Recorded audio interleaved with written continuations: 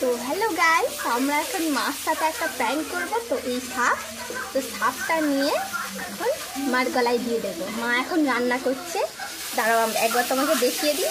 Hello guys, দেখো মা এখন রান্না করছে। তো মার গলায় এটা আমরা দিয়ে দেবো, দেখি রিয়াকশানটা কেমন হয়।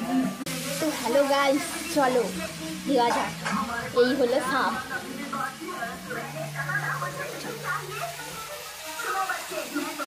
তো হ্যালো গাইস, চলো মার কাছে যাওয়া যাক। ও মা, কি করছো? কি রান্না হচ্ছে? তো একবার দেখাও গাইসদের। তো মাংস করার জন্য কি কি দিলে? আদা, রসুন, পেঁয়াজ, টমেটো আর মশলাপাতির সিক্রেট গরম মশলা,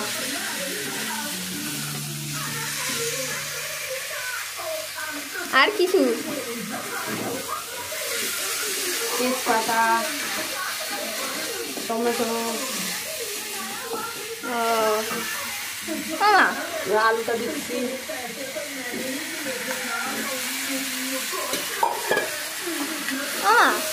তোমাকে যদি হঠাৎ করে যদি আমাদের ঘরে একটা সাপ চলে আসে, তাহলে তুমি কি করবে? ভয় পাবো। তো ভয় পাবে, তাড়াবে না? সাপ দেখে খুব ভয়। ও, তাহলে বাবা না হলে তুমি তো তাড়াতেই পারবে না।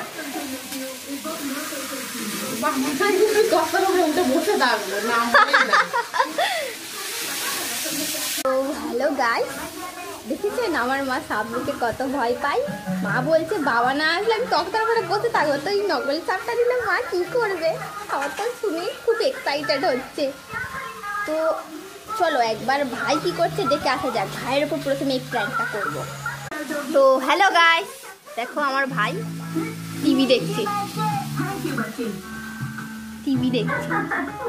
আমাদের ঘর দৌড়ের এই অবস্থা গাইস, কারণ আমি নেই, তাই ঘর দৌড়ের এই অবস্থা। তা চলো মার সাথে প্র্যাঙ্কটা করা যাক।